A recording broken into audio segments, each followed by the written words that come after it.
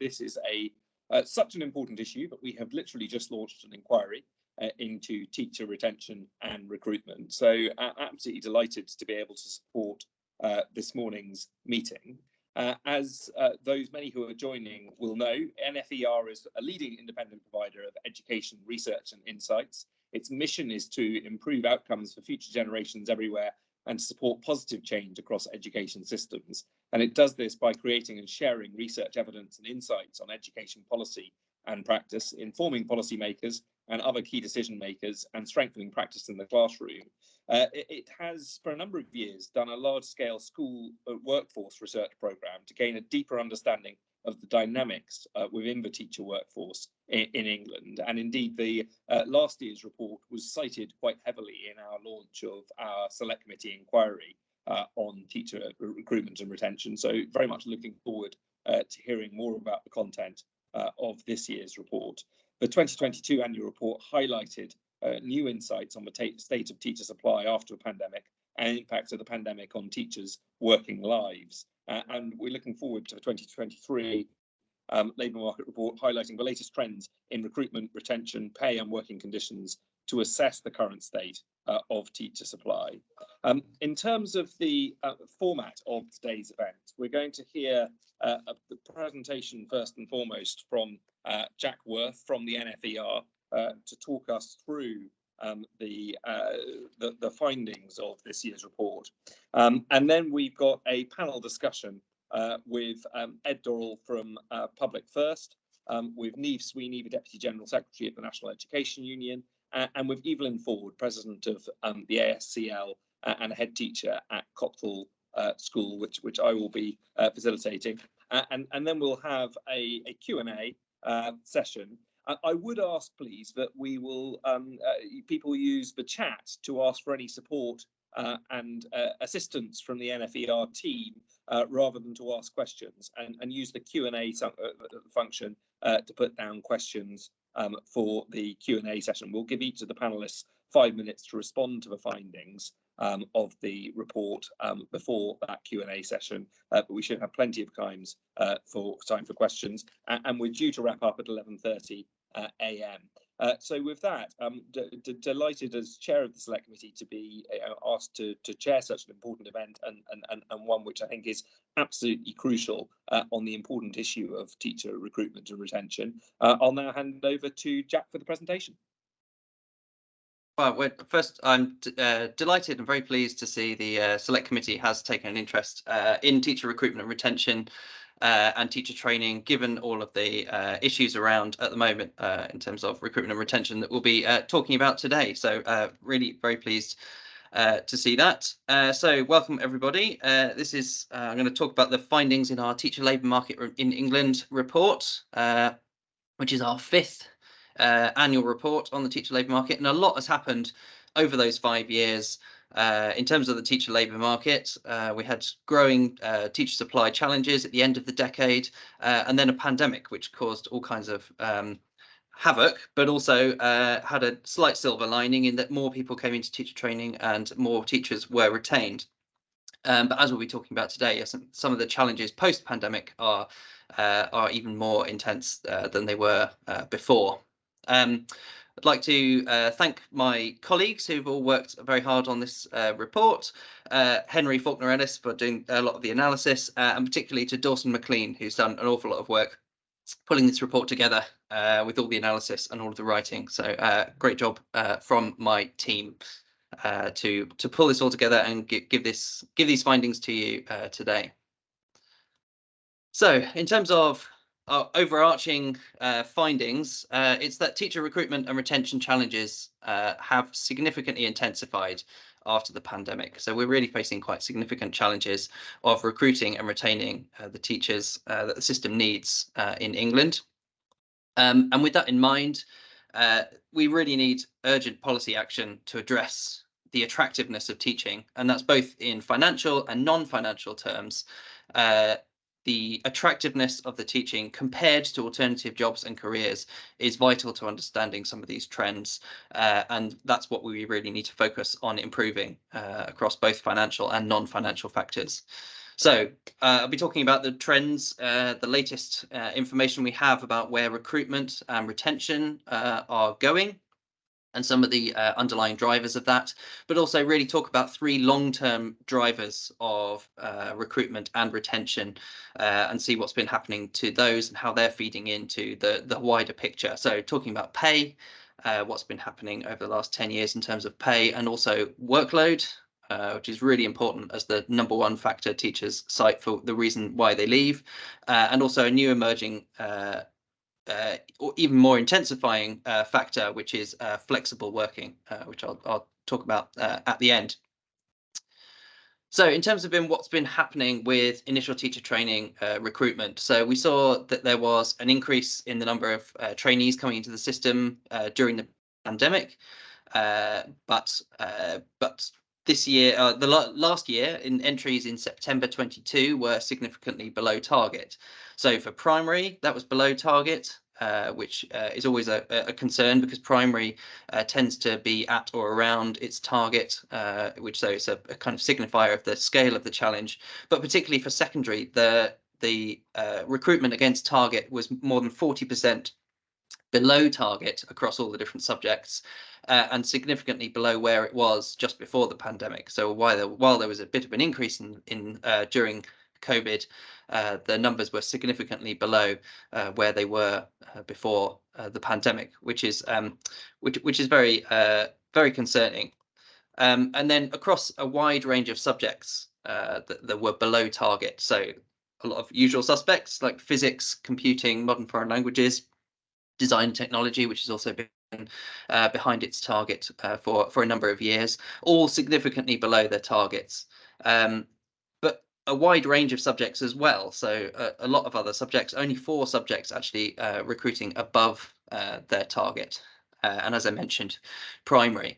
And so part of this is to do with the way targets have been calculated. So actually the targets are 5% higher than they were before the pandemic, but mostly it's due to just the sheer numbers are lower in terms of the number of teachers coming into teacher training. So that's why it's so imperative that we think about what's the attractiveness of teaching to these potential recruits. So that was last year, and we also get monthly data on ITT applications from the Department for Education. So we've been using that data to monitor the trends throughout the year, and we've been looking at this year's data and using that and the information about how the trends developed last year and where the end of year recruitment was last year. We've developed a forecast of where we think recruitment is going to be by the end of this year. And this again is a concerning picture, because again, not that many subjects are at or above their targets, and a significant number are projected to be below their targets. So we're talking about kind of primary likely to be below its target, secondary overall certainly below its target, and 9 of the 17 secondary subjects more than 20% below target. So this is yeah, a really concerning picture that this is continuing. It may have been likely that last year was due to the particular circumstances about the competitive labour market after the pandemic and all of the wider labour market shortages happening in the wider economy. But we've seen the wider labour market cool off a bit in recent months, but we haven't seen that come through the ITT numbers yet. And we're kind of running out of time to see it, really. So this is a concerning picture, that it's not the case that last year was an aberration, and it's highly likely that this year will also be a very challenging year for teacher recruitment. I draw attention there to, again, all science. So this is science across biology, chemistry and physics, reaching around 50% of its target. So if that continues year after year after year, then there's very likely to be impacts in terms of schools being able to hire the teachers that they need, and then having to mitigate the circumstances if they're not able to hire those teachers. So using non-specialist subjects, for example. Now we have seen some differences due to the bursaries this year. So the applications for subjects that have seen increases in their bursaries compared to last year, so those subjects are actually on average 13% up on last year. So bursaries do seem to be effective at least driving recruitment, additional recruitment. But what we've seen is subjects that haven't seen a change in their bursary compared to last year are 10% down in terms of their applications. So there's a real underlying issue in terms of the attractiveness of teaching that bursaries will find it very difficult to counteract.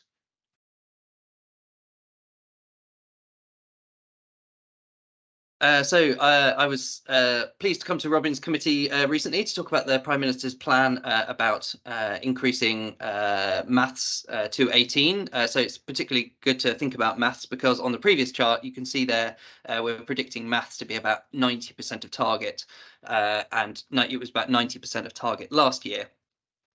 Which, compared to a lot of other subjects, seems relatively good, particularly when it's often seen as a kind of STEM subject and like a particularly challenging subject. So it's worth putting this in context.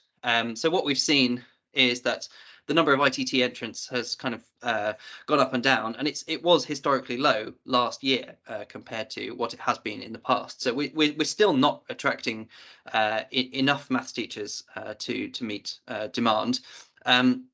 But then also the demand and that target comes from what the Department for Education estimates. You may notice here where they've changed the methodology, and actually after 2019-20 there was a big drop in the target, which is a bit puzzling because in the years before that, the predecessor model that the DFE used to estimate its target, it was predicting that around 3,000 extra maths teachers would be needed every year. To meet demand.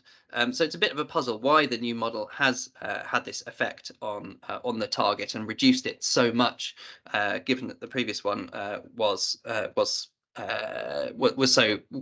so much higher. And so adding on our forecast here, we're not predicting any kind of particular increase in maths trainees. But obviously the target matters as well. So actually, if we're going to meet that ambition for doing maths to 18 for more children, then this target would need to increase. But there's also questions about whether it's an appropriate target given the fall in the target. So what we've been encouraging the Department for Education to do is to publish more information about how this target is estimated, because they published the teacher supply model for many years before that and haven't published any new information apart from some high-level commentary about the targets. So to really increase, to ensure that there's good faith in that target setting process, we think there needs to be more information available so we can understand how that target has come about. So on to thinking about teacher retention as well. So every teacher we retain is one more teacher that we don't need to recruit. So it's vitally important, and the leaving rate tends to be the biggest factor that drives these targets. So actually, if we're retaining more teachers, these targets can come down.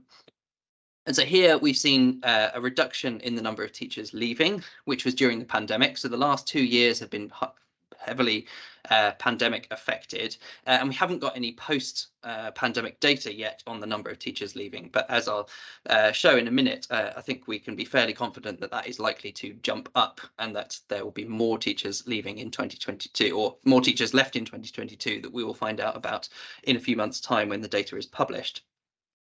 So it's worth noting as well that the overall leaving rate was falling before the pandemic as well. So it came down from its kind of highs in about 2016-17 to a lower level, driven by a reduction in retirements, but also a reduction in the number of working age teachers leaving the profession and going out of service. And as I said, we haven't got any post-pandemic data yet, so this doesn't reflect the kind of post-pandemic labour market. But what we do have is an indicator of what may be happening from teacher vacancies.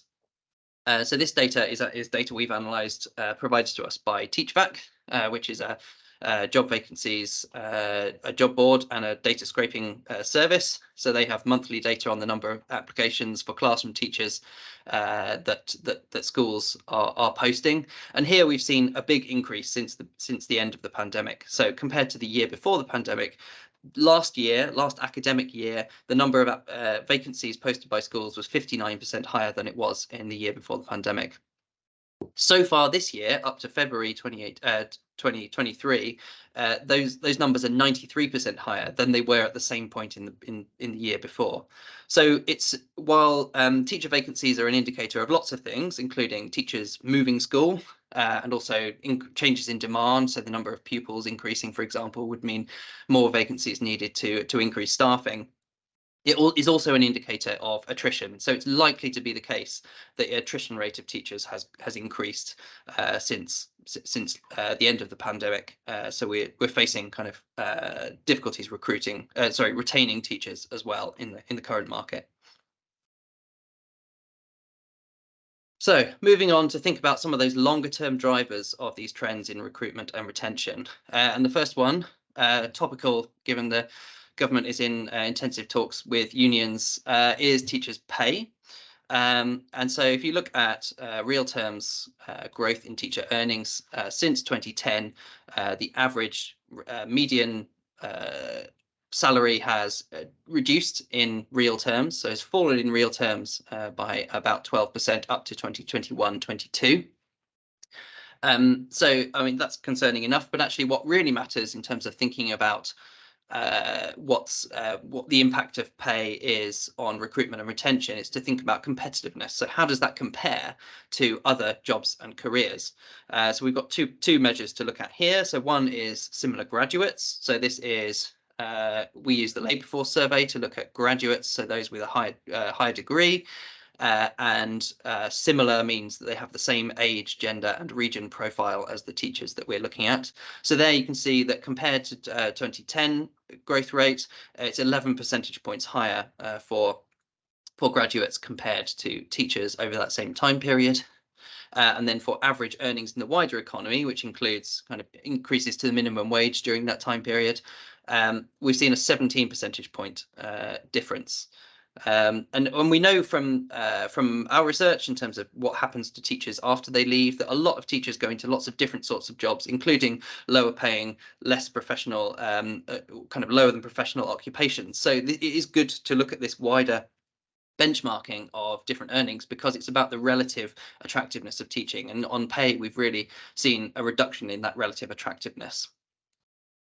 And then to zoom in on the more recent in terms of pay, so we've seen the implementation of the £30,000 starting salary meant that starting salaries over the last 3 or 4 years have increased quite a lot, so around 23%, which is the same as average earnings have grown by over the same time period. So that's kind of maintaining competitiveness. But over the same time period, experienced teachers have seen less of an increase compared to average earnings, so only around 13%. So that's really a detriment to the competitiveness of experienced teacher pay and likely to feed into lower retention rates than would otherwise have been the case, given the reduction in competitiveness. Now, in terms of thinking about the 2023-24 year, so these are the Department for Education's proposals for pay next year, which were also those recommended by the STRB at the end of last year. So it's for a 7.1% increase in starting salary outside of London to achieve a £30,000 starting salary, but only a 3% increase for the more experienced teachers. So the DfE's argument in its evidence is that matches, on average, is 3.5%, and that matches the average earnings increase over the next financial year. So 2 things to say about that.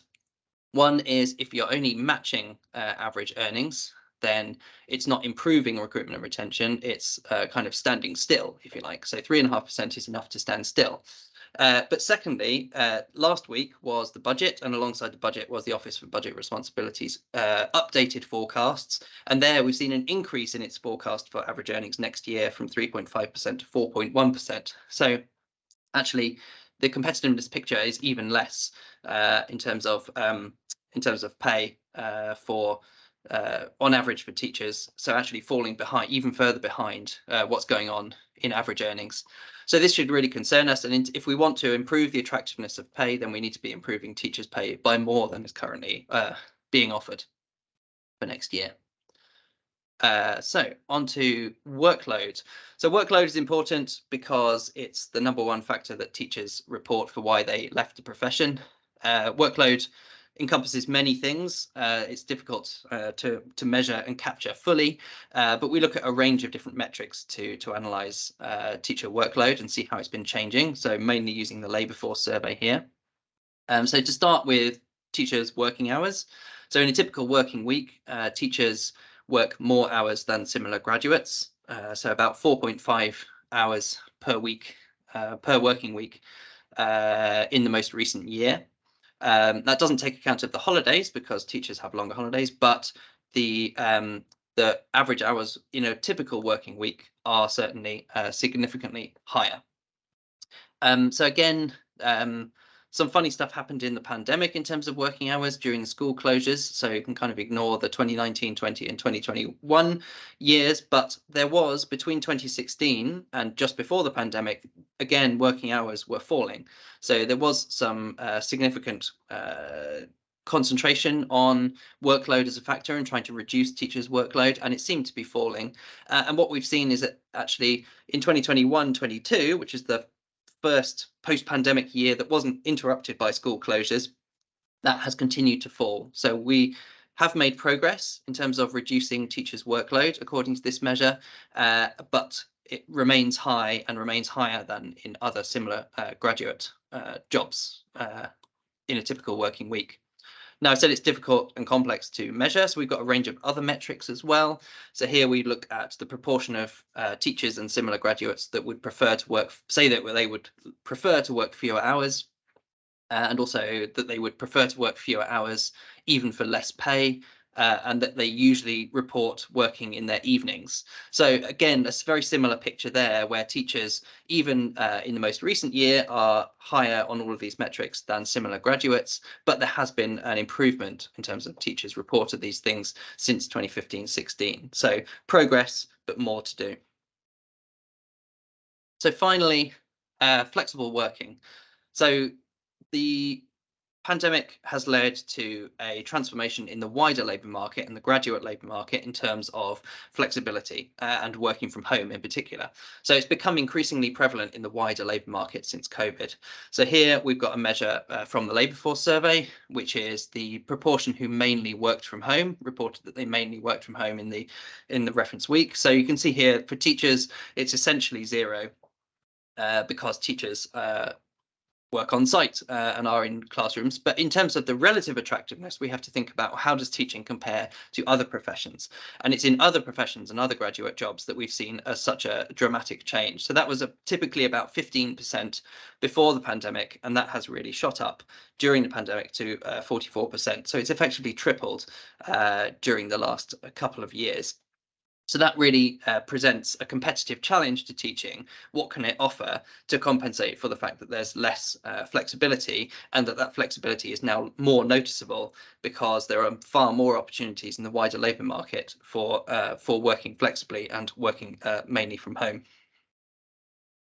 So that's a kind of longer term challenge as well. So to draw together our conclusions, so with low teacher recruitment and rising leaving rates and increased number of vacancies, we've got more vacancies chasing fewer trainees. So this means that there's a significantly intensifying recruitment and retention challenge in England as a result of this, that's likely to feed through into schools over the next few years.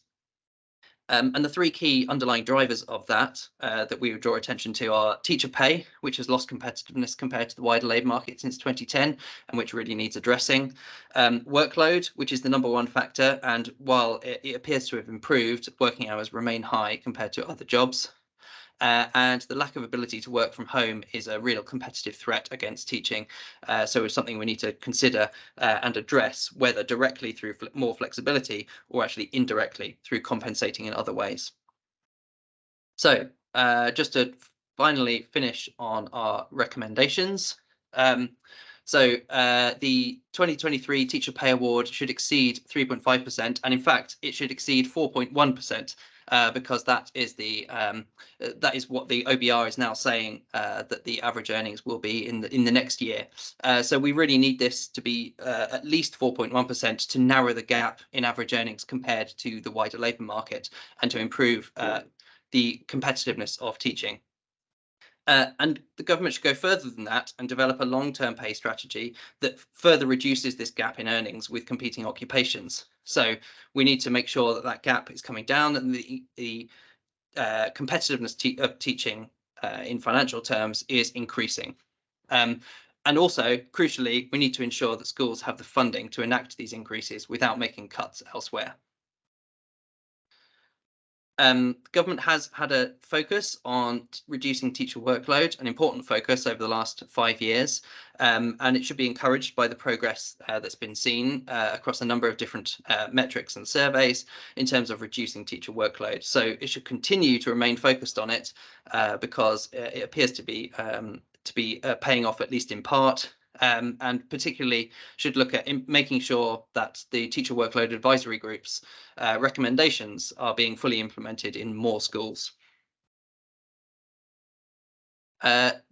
Given the flexibility issue I've been talking about, we think the government needs to research what the impact of this might be to really understand what teachers' flexible working preferences are, to identify whether this is, how much of a competitive threat this is to teaching, given the lack of flexibility within the profession compared to what's outside in the wider labour market.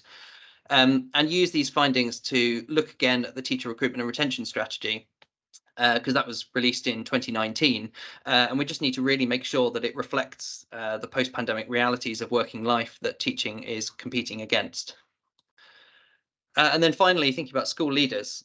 So again, maybe they'll be experiencing this in their school in terms of the demand for flexible working and those increased opportunities for flexible working outside of teaching. So school leaders should be exploring what flexible options may suit their individual schools, although recognizing completely the challenges that there are with the teaching profession and the very on-site nature of it that limit the ability to do that. But nonetheless, we should be looking at that to make sure that it's a flexible and sustainable profession that's supporting teachers to be attracted and to stay, because that's what we really need right at the moment. Great, thank you, Jack. That's a very comprehensive and useful presentation, and I think reflects some of the challenges and some of the reasons why, as a cross-party select committee, we decided to look into this issue and provide some valuable evidence to support that. I might comment briefly on some of the key findings there, and then hand over to other members of the panel to give their views as well. I think certainly the fact that post-pandemic the challenges have intensified is something that we have heard loud and clear, and I definitely think is reflected in the figures there. I think it's also quite striking that particularly in STEM subjects and physics and maths, there was a time when it looked like the department might be close to getting 100% of its recruitment target on maths, and it's clearly dropped away from that quite strongly, and that certainly is a concern. Particularly with the additional priority being given to that area. I think we need to look at all the tools at the department's proposals to address that. I think the point was made on the chat that whilst bursaries having a positive impact in terms of recruitment is very welcome, the big challenge is, of course, turning that into retention as well. And I do think some of the idea behind policies such as the levelling up premium were aimed at trying to achieve that, but we'll want to look at their success. We'll need to or otherwise, and we'll need to take evidence on that. I think the interesting challenge with obviously the department, when it published its recruitment and retention strategy, and I think it was one of the earlier departments in Whitehall to look at the issue of retention. But when it did so, one of the major outcomes of that was the early career framework and the work that was done there to support teachers early in their careers. It will be interesting to get feedback on that, and I think the challenge with that is the balance between workload and the extra support and mentoring that early career teachers are getting. I think broadly, from what I saw during my time as a minister, there was very strong support for the principles of ECF, but the practicalities in terms of workload were a concern. And I think the workload figures that you've published there reflect the fact that some progress has been made, at least in terms of the level of workload, but of course workload intensity is another key concern. And I think some of the issues that we're seeing in schools post-pandemic, particularly with mental health, children's behaviour, are concerns on that, for which again we will look forward to taking evidence. I'm not going to comment too much on the pay dynamic, given where we are in talks on that front, but I think it does reflect the fact that we are in a competitive market. We're talking about highly qualified graduates here, and retaining people. It is key that we're able to invest in a sustainable way through the cycle in order to do that. So I think there are some useful recommendations there, and certainly it's been an endless frustration of mine, both in office and out of it, that government tends to look at historical inflation forecasts even rather than actual inflation figures, and updating that and making sure that those are taken into account, I think, is very important as this work progresses. So with that, we will be very interested to look into more of the detail as a committee of some of the differentials between different areas. It is a concern for the first time in quite a long time that the primary cohort is below its recruitment target, and obviously that's a big shift from where we were during the course of the pandemic. Against that, of course, we know that primary numbers are dropping, and therefore the target may be lower. And lastly, I'll just say I think your point about the maths target is definitely something we will want to delve into further as part of our inquiry, because I think that is important to understand any reasoning behind that change, and clearly very important from a cross-government, cross-party perspective, that the maths target is credible, and that there are plans in place to achieve it. So that is something that we'll certainly want to look into further. But I will bring in now Ed Dorrell, Director of Public First, to give his 5-minute reaction to the presentation. It's not. What an honour. Didn't expect that. So I'm Ed Dorrell. I'm a Director of Public First, and those of you might recognise me from being a Deputy Editor of the TES. But one of the most exciting projects that I've been working on in the last 6 months is with the charity Education Support. People might know it as the artist formerly known as the Teacher Support Network, and even before that, the Teacher Benevolent Fund. They asked us to produce or run a commission on teacher retention, of which, in fact, Evelyn, who is on this call, is the chair. So it's a small world. We very specifically have been looking at secondary teacher retention. We haven't looked at recruitment. There's an awful lot of people looking at recruitment, and for the purposes of this work, there are lots of external factors that affect recruitment, better or worse.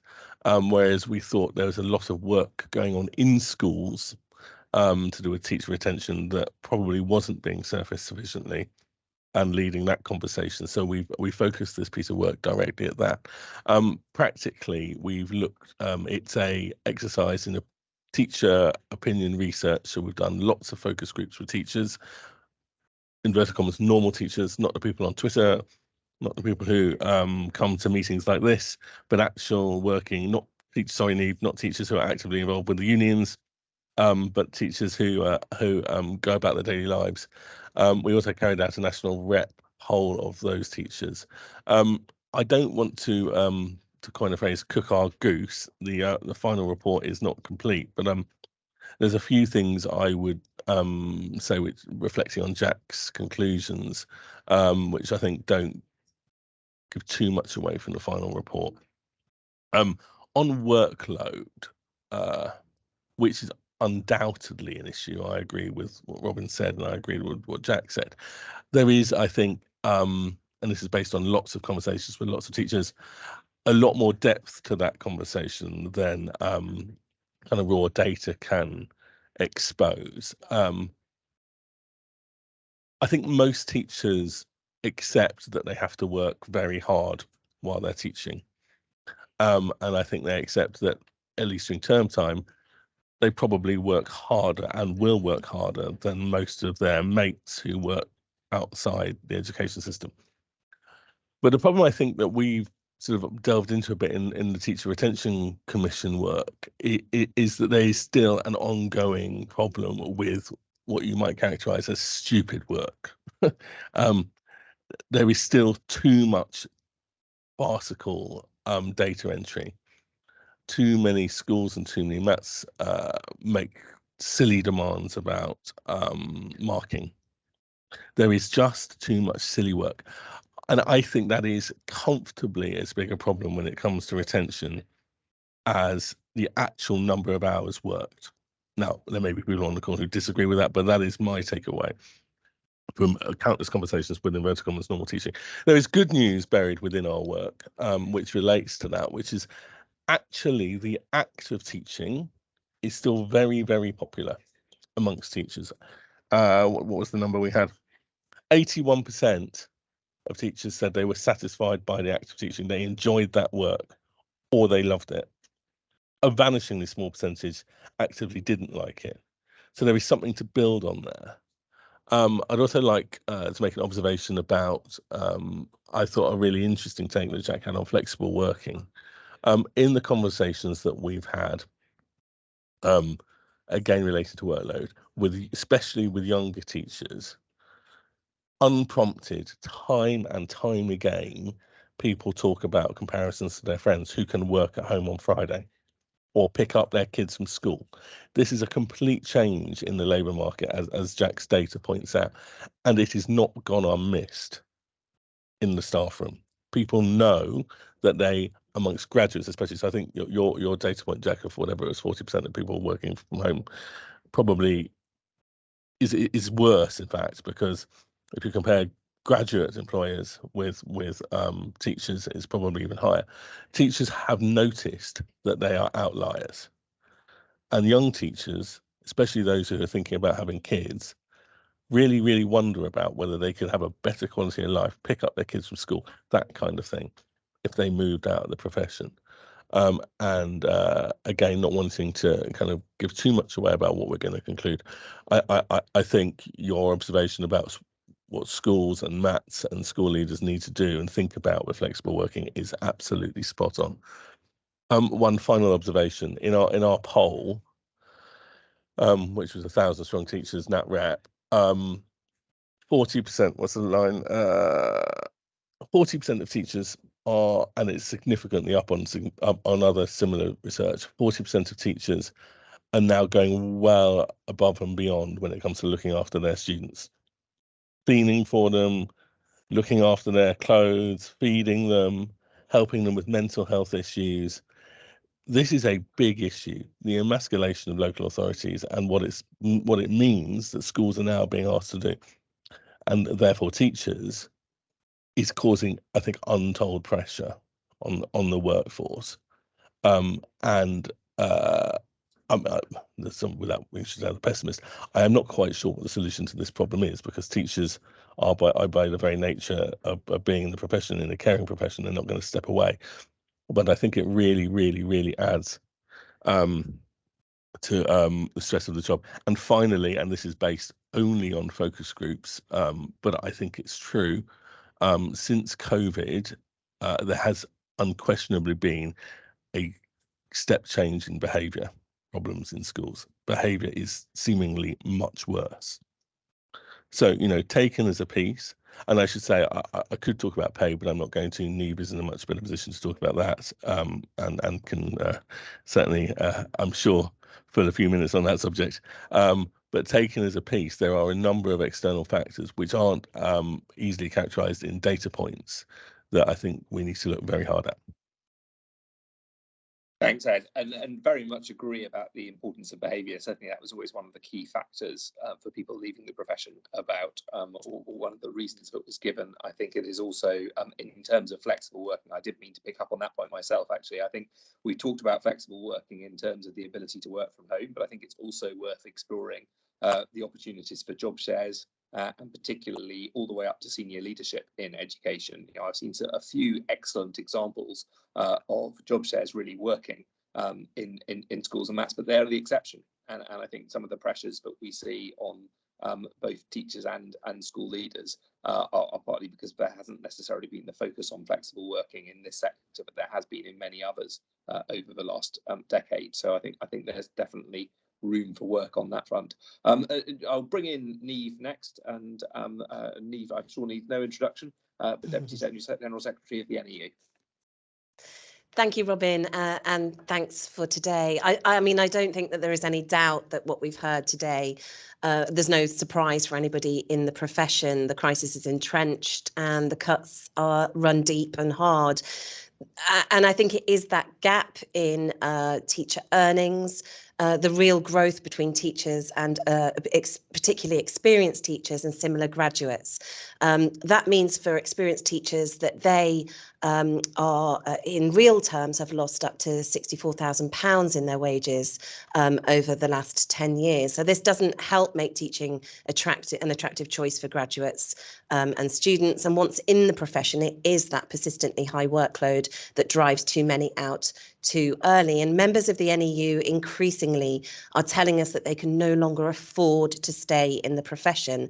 It's their own rising childcare costs, transport, food and fuel prices that are making it difficult for them to support their own families. You know, as a highly skilled professionals, they can earn more elsewhere. And today there's a report from the Food Foundation saying that more than a fifth of households where an education worker lives in food insecurity. Now, teaching is a fabulous, rewarding profession, but that shouldn't be at the detriment of your mental or physical health, your family life, or your financial independence. So we have seen vacancies rise, you know, almost double since they were pre-pandemic. And I think not meeting the primary target should be of real concern to this government. And I don't think it can be dismissed with a comment about lowering children numbers, because 44% of NEU members questioned this time last year said that they planned to quit before 2027. And evidence from our member surveys tells us that the problem is entrenched. So while you used to see applications for teacher posts attracting tens of applicants, now too frequently they only attract one or two, or increasingly none. So that means that school leaders are faced with the task of moving teachers around subjects, recruiting best fit candidates, or cutting subject provision, with DT, music, art, drama and IT suffering the most. And now expecting teachers to teach subjects for which they're not qualified adds exponentially to teacher and leader stress. But of course, it's children and young people who bear the brunt of this failure. An NFER research from last year told a bad enough tale about the impact on children's education. 1 in 8 maths lessons taught by a teacher without a relevant qualification, a quarter of physics lessons, half of computing lessons, 1 in 5 design and technology lessons, and 1 in 10 geography lessons. It's no longer just traditional shortage subjects. It's throughout the curriculum and throughout the country.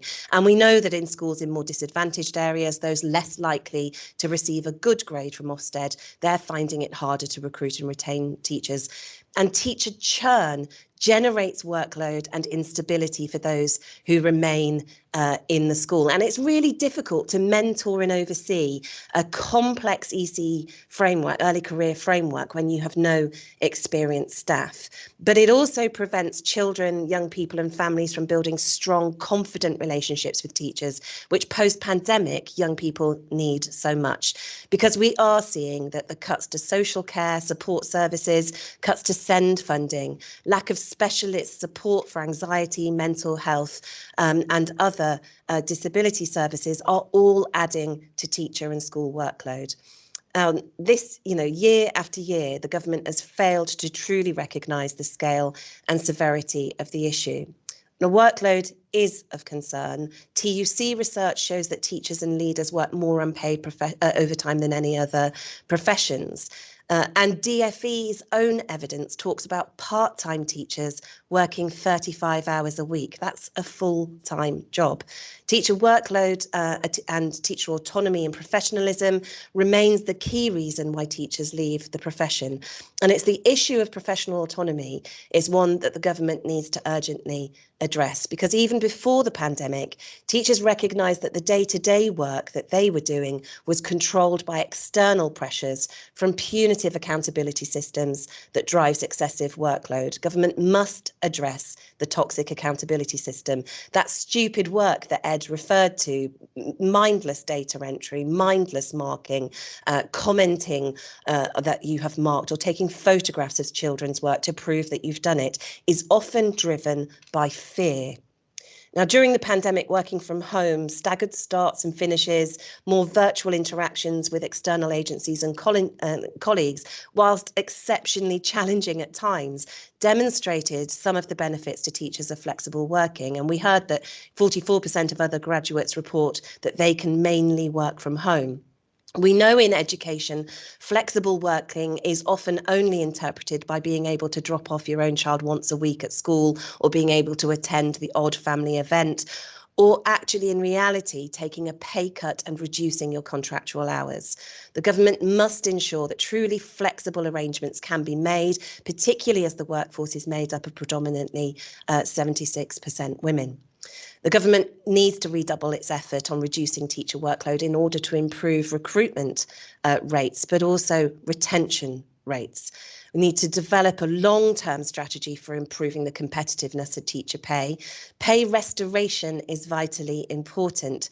The attraction of holidays is not enough on its own to attract and retain new graduates. But vitally, it must ensure that school and college leaders have sufficient funds to enact pay increases without making cuts elsewhere. School and college leaders should not be forced into making cuts to subject provision, investment into resources, or cuts to specialised support staff in order to fund their teaching workforce. And I'll finish with this. Sadly, as shocking as the evidence from today's report is, none of this should be a surprise for the government. It's not a surprise for the profession. We have been warning of this for many years. If no action is taken to address these urgent issues, the future prospects of a generation are at stake. And this is the generation who, in their childhood, have already experienced a global pandemic and the worst cost of living crisis in our lifetime. The National Education Union has always been clear that in its objects that we will stand up and speak out for children's right to education, and we do so again today. It's time for the government and all elected politicians to value education and value the professionals who work in it. Thank you. Thank you, Niamh. And I see on the chat there's a number of comments about the importance of SKE courses and the opportunities to invest in CPD through the process as well. I think that's picked up by one of your comments earlier on. That's something we might want to pick up further in the Q&A. But first, I'd be delighted to bring in Evelyn Ford, President of the ASCL and Head Teacher at Copthall School. Thank you for having me. And everything that Niamh and Ed have said resonates with me, so I'm not going to kind of repeat too much of what they've said, but the reality is, and I think we know it, and Jack's report bears it out, that there has been teacher shortages for many years, but what has happened post-pandemic is that teachers are taking stock of their lives, and I can that resonates with me as a head teacher. People are looking for flexible working, they're considering jobs outside of the profession. And I think what we also need to add is the cost of living crisis and the impact that is having on teachers and families on a day-to-day basis. But let me just give you some stark figures. In my school today, I have 11 long-term supply teachers who are covering science, maths, psychology, etc., etc. Those 11 long-term supplies have been with me since September. You layer that with daily supply for staff who are absent or for whatever, and we cannot cover that internally. That is a lot of supply teachers, but it's also a lot of money. I did a quick kind of look at my budget just before coming on here, and the cost of teachers, supply teachers per month is approximately £30,000. Of course, that's somewhat offset by some unfilled vacancies, but let's just think about that cost and the impact that has on the culture in a school, the behaviour in a school, and that is also driving teachers out of the profession. The bit that I really want to focus on, however, is workload. And yes, I agree that there is stupid practices happening, you know, in many schools around marking, assessments and so on. But I think what is evidently clear is that schools are becoming the fourth emergency service. And I think it is that level of workload that we cannot ignore. I think the role of teachers has expanded to meet the needs of counselling, social work, SEND, etc. It's not acknowledged and it's not supported.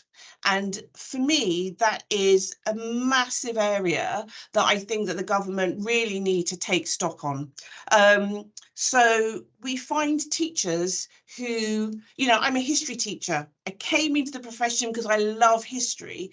You know, Ed said we're a caring profession, and obviously we're not going to sidestep those pastoral issues.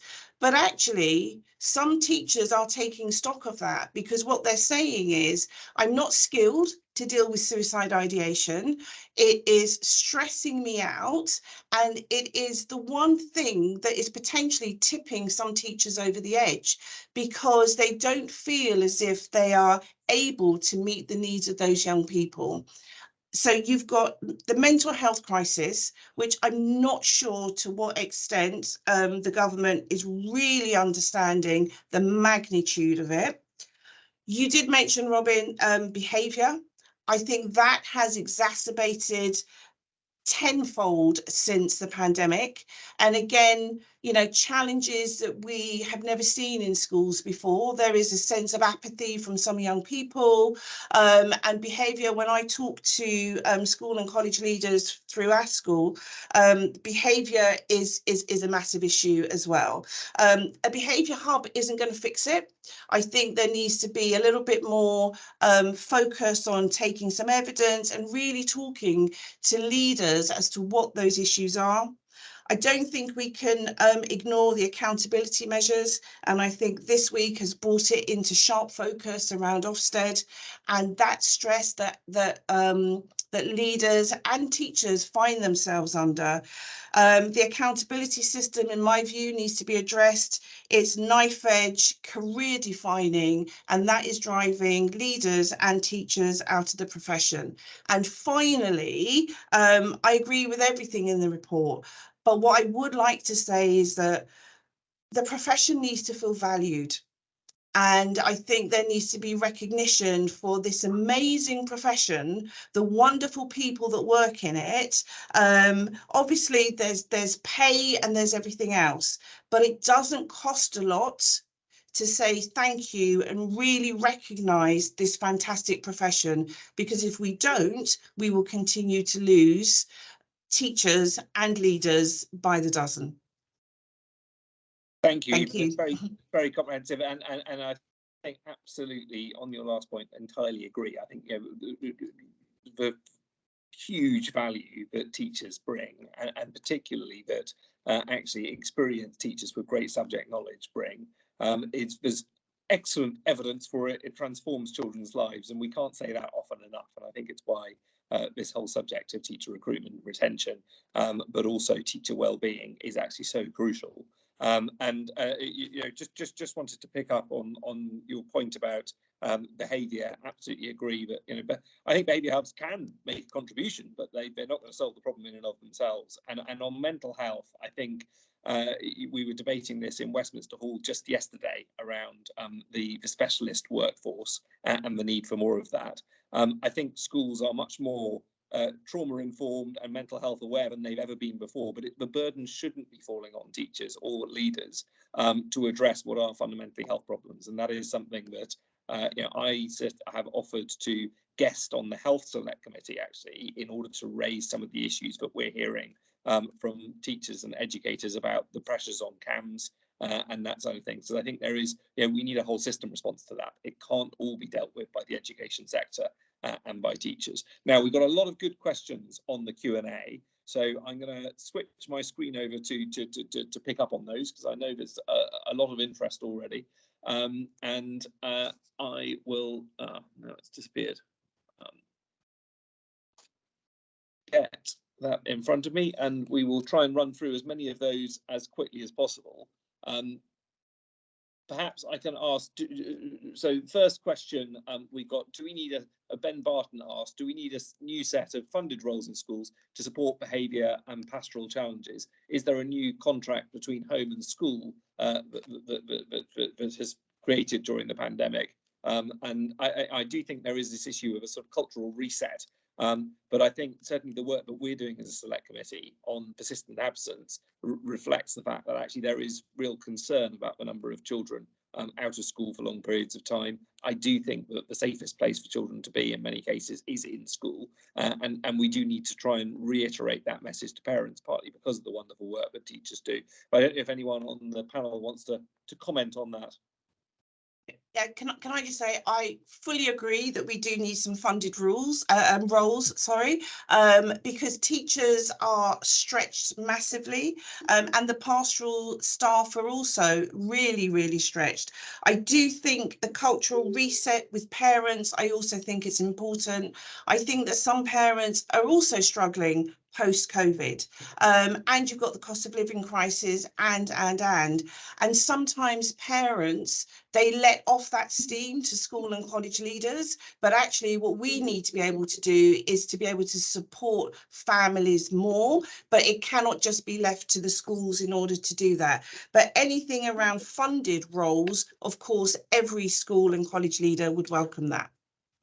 Okay, thank you. I'm going to go on to, we've got lots of positive comments in the Q&A, for which thank you. But a question from, I'm trying to go back to the beginning of the questions. Are there any differences between the workload analysis between primary and secondary? Asked Martin Rees. That sounds like one for the NFER, Jack. I think most of the workload metrics are fairly consistent between primary and secondary. You know, there's just, it's the nature of teaching in a lot of circumstances. So there's not much difference between primary and secondary in terms of working hours and some of the metrics we've been looking at.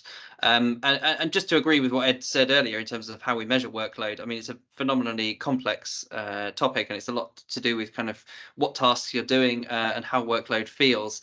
But I think there is evidence on that stupid work that he mentioned from the teacher workload survey, which we did in 2019, that has been reducing a bit, which is a positive as well, and also how workload feels. So we've been looking at teacher autonomy and trying to measure that directly and how that's changing over time. And there seems to be, up until 2020 at least, a gap between teachers and other graduates. So you know, this is it is a very complex topic, and it's kind of never done in terms of reducing workload, but the more we can do and focusing on these different aspects of it, then all the more for beneficial in terms of retaining teachers. Okay, thank you. And then Annette Farrell asked, do teachers, especially more experienced teachers, still tend to take a pay cut when they leave teaching? I'm presuming from some of your analysis that may not necessarily be as much the case as it might have been in the past, but do you have any data on that? So we have been looking at that using a range of different household surveys, so we're able to look at teachers after they leave. So they do tend to earn less than they otherwise might have done, and in recent years earning less full stop than in teaching. So teachers do take a pay cut, but they do that in a lot of cases with their eyes open in terms of the benefits and the gains. So when we see pay being less in the job that teachers move into, they also see an increase in job satisfaction, life satisfaction, flexibility. So, you know, there's all kinds of other factors at play. So it doesn't mean to say that increasing pay won't have an impact. And in fact, I think we have fairly good evidence that increasing pay faster than it is rising outside of in the wider labour market will have a real impact on retaining more teachers. Okay. And then Victoria Jane Johnson asked, have you got any data on recruitment and retention of senior leaders? I'm sure ASCL will probably have some views on that, but Jack, is there anything specifically within your work that you can point to? Nothing after the pandemic at the moment, because we're still kind of waiting on that data. But I know it's been a real concern in terms of retaining head teachers, in particular, given the amount of work they've had to do over the last couple of years in leading their schools through a very challenging time. So yeah, it's something we're concerned about and looking into. But yeah, no Okay. post-pandemic data yet. Evelyn? Yeah, I don't have any figures to hand, but what I can say anecdotally is the number of head teachers who are taking early retirement has risen. But happy to kind of go back to our school and get some figures and share that if that's needed. That's brilliant. Thank you very much. And a question from Becky Ghaznavi. Do we know at what point teachers leave the profession? How soon after training? And will the ECF help to reduce this? I think that's one of the things certainly we will want to be looking into as a select committee in terms of the evidence from the ECF. And I see there was another comment on the chat as well about the department publishing an analysis of that. Noted, and I shall certainly be taking that up with them. Did anyone else want to come in on that? Perhaps Neve? Yes, I mean, I've forgotten the figure, but you know, 2/3 or 1 in 4 leaves within 2 years, and 1 in 3 within 5 years, and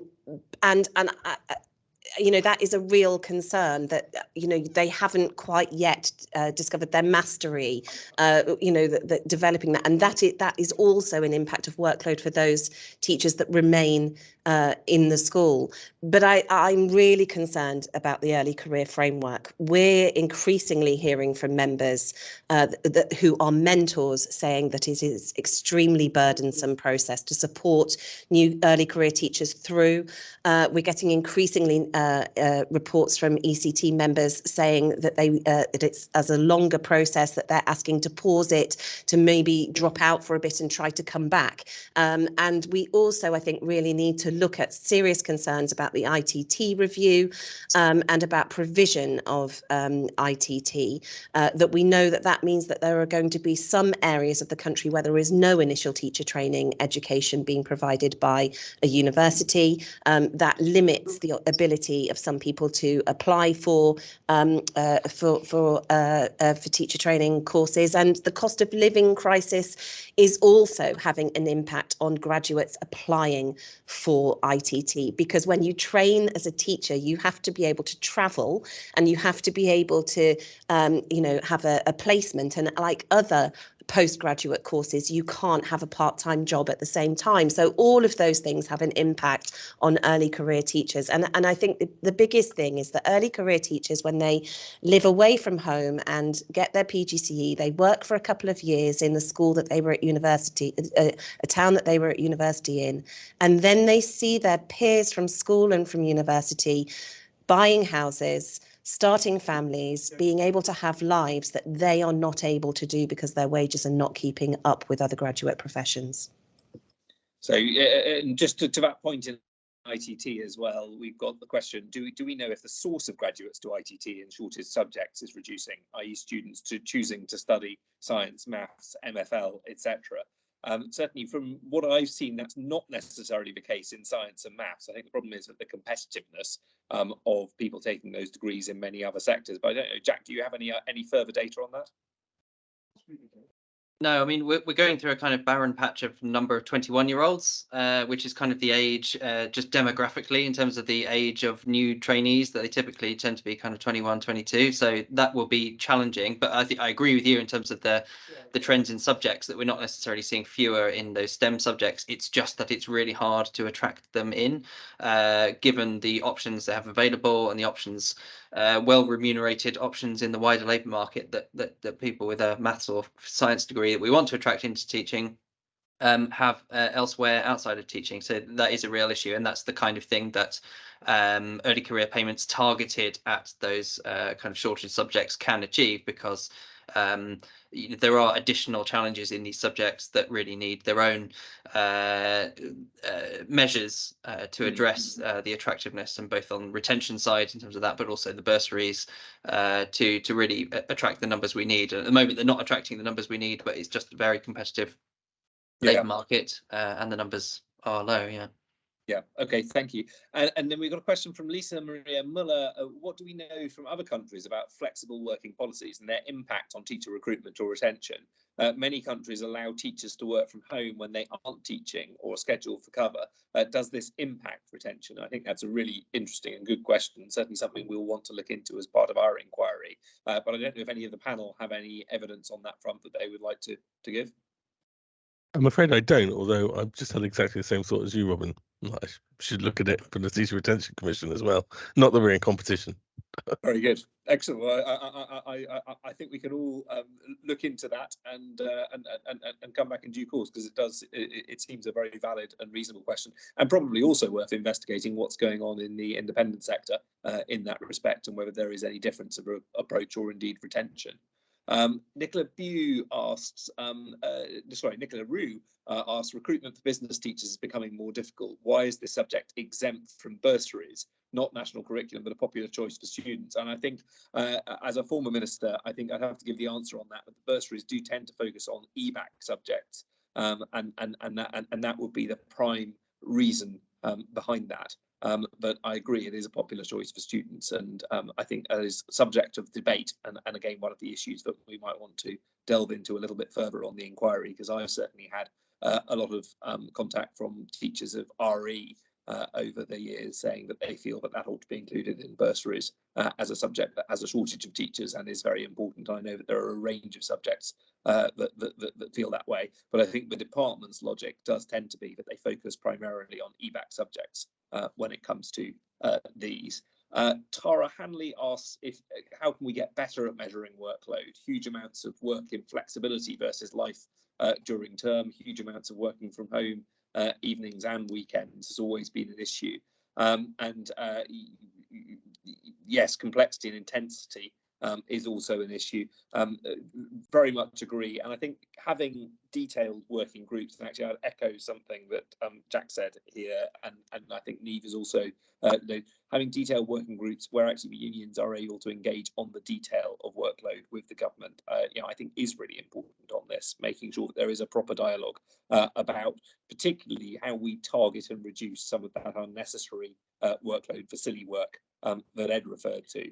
I think is very important ongoing work, and I think certainly that's something that we'd like to see all parties committing to on an ongoing basis. But that point about intensity is very difficult to measure, and sometimes it is more about anecdotal evidence, what we hear back from teachers and leaders in schools. I don't know if anyone has anything to add to that point, but I think it's also more than workload. So when you calculate the number of hours that a teacher works, you get an exact figure. So, teachers work 4.5 hours more than other similar graduates a week.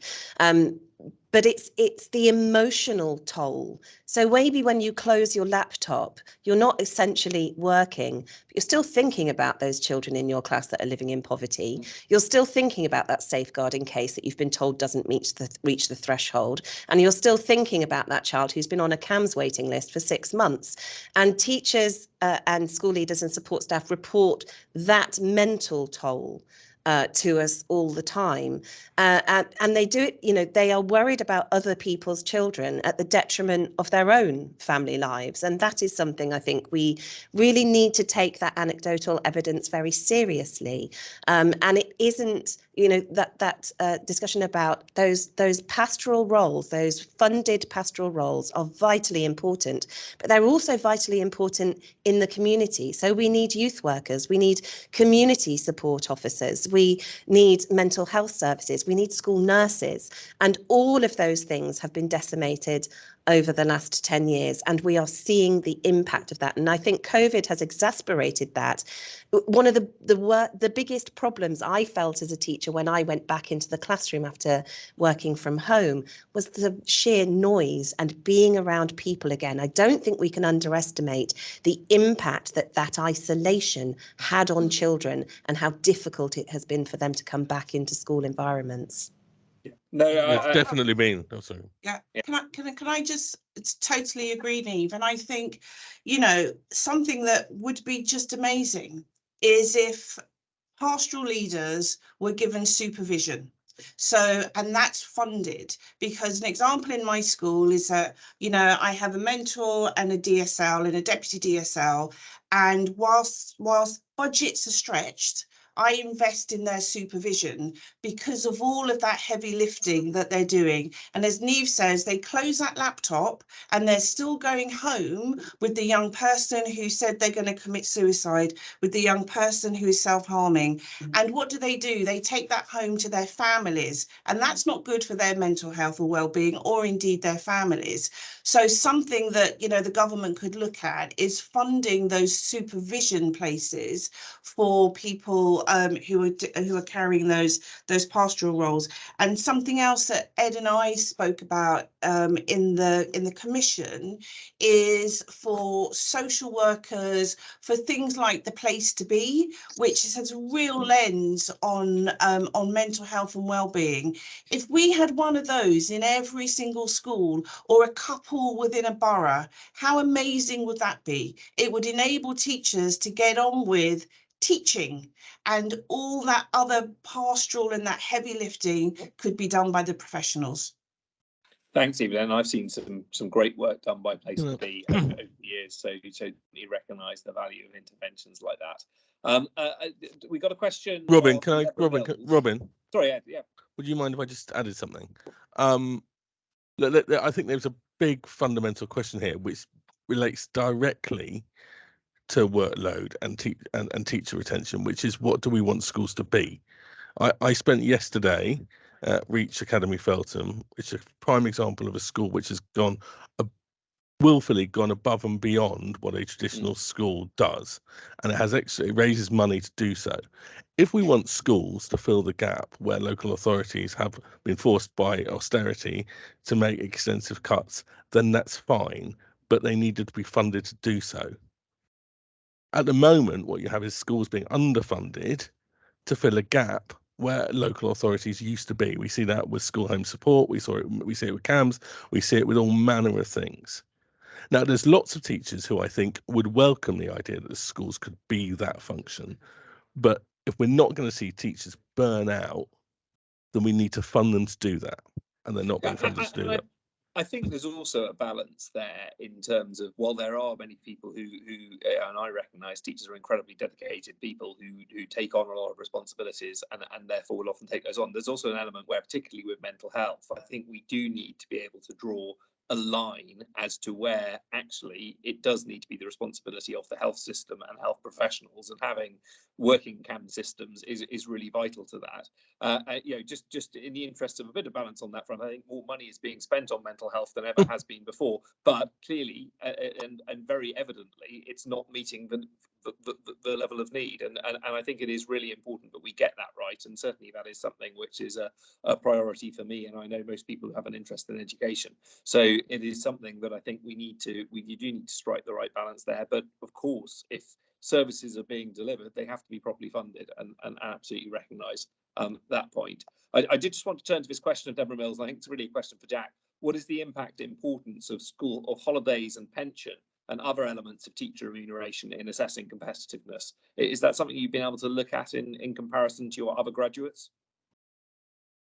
So we have looked at it, and certainly, you know, the holidays, the longer period of holidays comes up as a kind of positive feature of teaching. I guess when we look at competitiveness, it's, well, that's kind of baked into the teaching role. It's, how has that changed? It hasn't changed. It's been the same.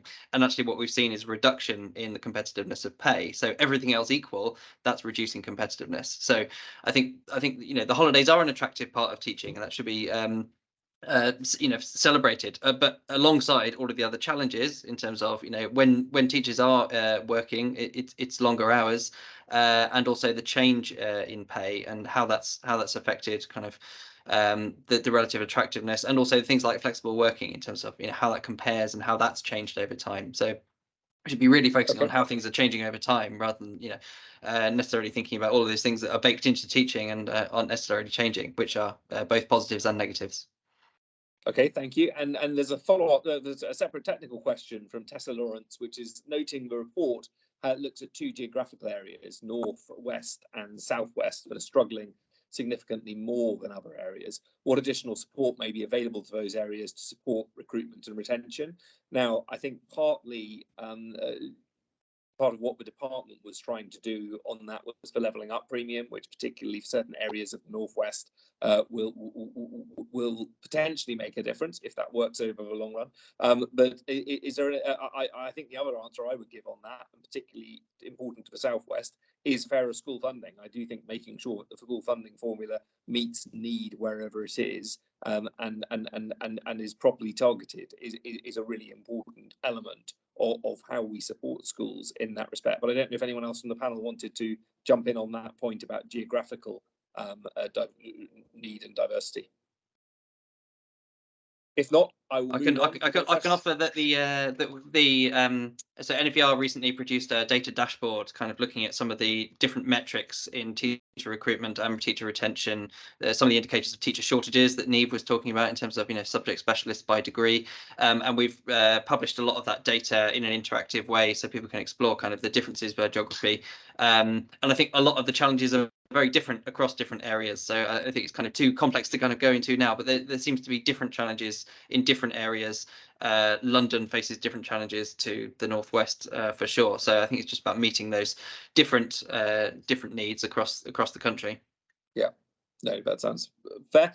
Francis Child asked, and I think this is really a question perhaps for us to take up with the DFE, but as staff shortages become more and more significant, does the DFE recognise the very significant challenge of limits on school capacity to provide placements and specialist mentoring for 120 days and 20 ITAP days for ITT students? What mitigations do they envisage?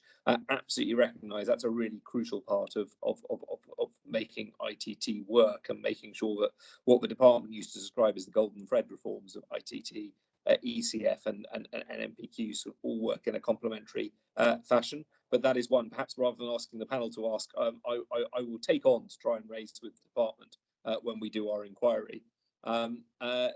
Amy Quickfall makes the point having a family in full-time teaching is very difficult to juggle, particularly for women who still bear the majority of care and organisation work in the family. Is there a plan to support teacher parents beyond suggesting flexible working, which in practice seems to be working full-time hours for part-time pay? I think flexible working can be important in that regard. I also think that we've been doing a big inquiry on childcare and the early years and pushing for more to be done in that space. Over time, the extension of hours to 30 hours could make a big contribution to support working parents. But clearly, I know it's a matter of concern for many people, but that is not coming in immediately. Against that, of course, the government has to weigh up the fact that this is largely provision delivered by the independent and voluntary sector, and it will take time to scale up places. So I think any more initiatives in that space are very welcome and should help to support. But I recognise that's only part of the solution, and clearly it needs to be something that we look at from a whole system perspective in terms of support for working parents. I don't know if anyone else wants to come in on that point before I move on. We still got plenty of questions to get through. Lisa Marie Muller also asked, is it appropriate to compare teachers to other professions given what we know about their reasons for joining the profession, which tend to be more altruistic and intellectual than pay related? That is, I think, a fascinating question, but I think it is clearly important that we have an idea of where teachers sit in a competitive landscape and where people are leaving, what reasons they might be leaving for. But I think you're right in that most people go into teaching because they're passionate about teaching. I think that actually comes back to points that both Niamh and Evelyn have made very well about the fact that teachers are dedicated people who want to work with children and make a difference to their lives. And I think part of what we need to answer through our recruitment and retention work is how we support more people to do that for longer. Question to Ed from Annette Farrell. Did you look into increasing PPA time in your retention work? Many teachers in many other countries have more non-contact time. Yeah, we are looking at that, and again, without kind of giving away too much, yeah, PPA time is definitely an issue. Making it more reliable, giving it distinct space as opposed to and reliable space that can't be kind of invaded by other stuff. Ideally, putting it at the beginning of a day or an end of a day would be really useful. The fact that PPA is it's not ad hoc, but the way it's timetabled is it's in bits and pieces here and there, makes it almost less than useful for a lot of teachers. And I think making it a much reliable and bigger time blocks would be a thing that I think a lot of teachers would like. Okay, thank you very much.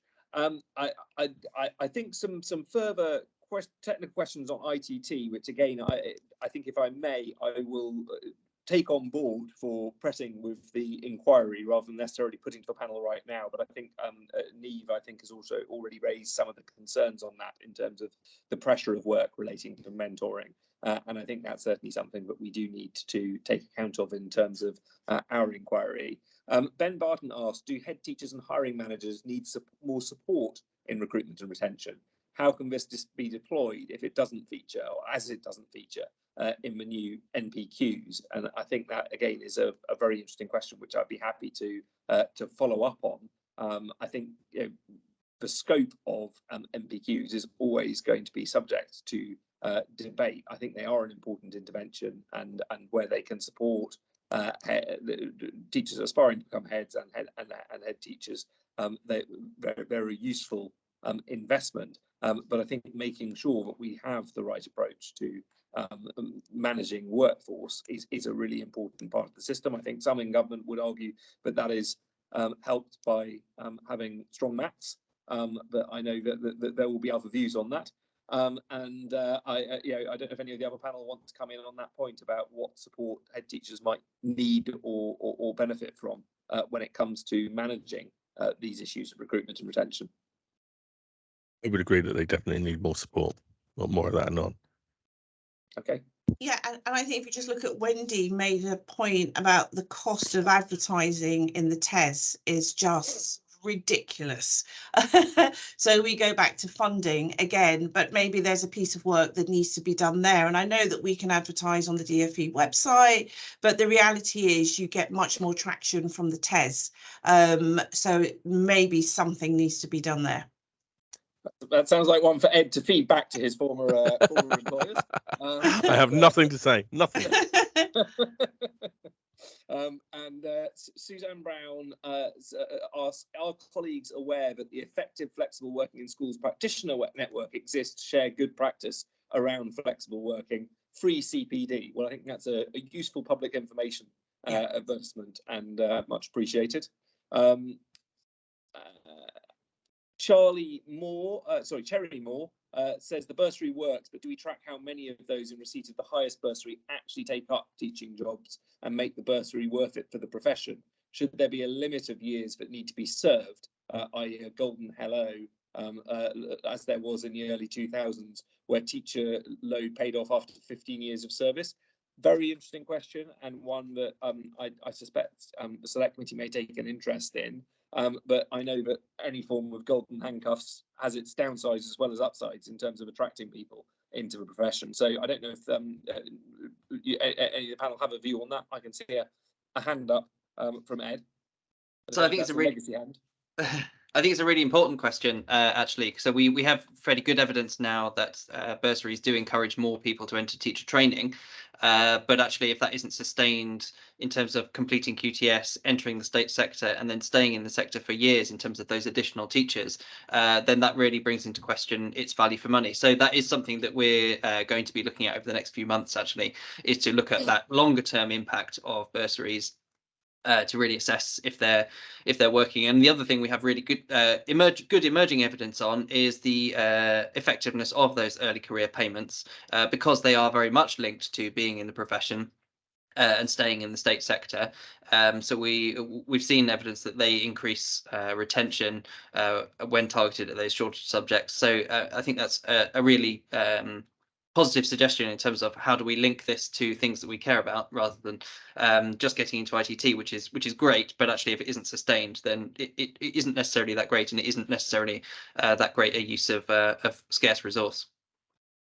Thanks. Any further comments on that before I move on? I mean, apologize, I can't necessarily see if people hands showing because I'm sorry, something that hasn't been mentioned today that I think does need some consideration is about student loan repayments and student debt for early career teachers. So those, those that are not entitled to a bursary are lumbered with quite significant debt, with lack of clarity of how long it will take them to pay that off. And in other graduate professions, there are all sorts of incentives of how to do that. So I do think we should be looking at student finance and repaying of student debt. Okay. Jim Borchards asks, thinking about recruitment of maths teachers, has any research been done on the progress of students based on the amount of time allocated to subjects in secondary schools? In data I've collected, schools teach maths between 2.5 and 4 hours per week to Key Stage 3 students and between 3 and 4.5 per week to Key Stage 4. Any comment on that, Jack? So I think there has been bits of research on the amount of time that that people spend on certain subjects, and also the importance of like spending time with specialist teachers. Department for Education did a study a few years ago. I think all of these questions are really important to understand, particularly if maths is going to expand to 18, and kind of what that means in terms of specialist teachers and how much time is spent in the curriculum. So important questions that we need more evidence on. Really. Okay, thank you. Interesting point from Tara Hanley. Representation of teachers' schools in the UK public political debate also needs to be addressed. It is appalling and it feeds parents who are increasingly negative post-pandemic. I think that's an interesting point. It doesn't necessarily reflect my experience of the debates we have in the House of Commons and the discussions we have cross-party, where generally there is great support for the teaching profession and recognition that they are doing exceptional work. But it does, unfortunately, I think, reflect some of the reporting in the media, and sadly, it is often the case that what gets picked up from politics are the more controversial and disagreeable comments, and that those get projected far more than actually constructive cross-party debate and engagement, which does take place perhaps more of the time than you might expect.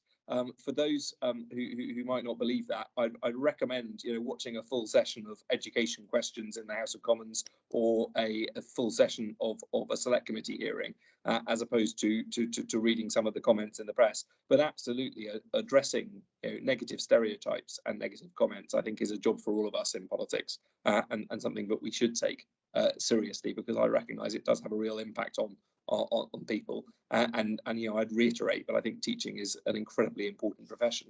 I think we're going to need to wind up very shortly, so I think we've had a really interesting discussion, and congratulate the NFER on launching such a detailed and useful report. It will certainly help to feed into our work on the Select Committee. I'm very grateful to all the panellists, Jack, Ed, Niamh and Evelyn, for your input today, and absolutely recognise this is one of the crucial subjects. It's why, as a cross-party select committee, we've agreed to launch our next big inquiry on it. The call for evidence of that is on the DFE website, and I would encourage all those interested parties who have engaged today to have a look at that, to respond if you feel you have something to add on that front. But can I say thank you very much for the report, and thank you very much to all the panel.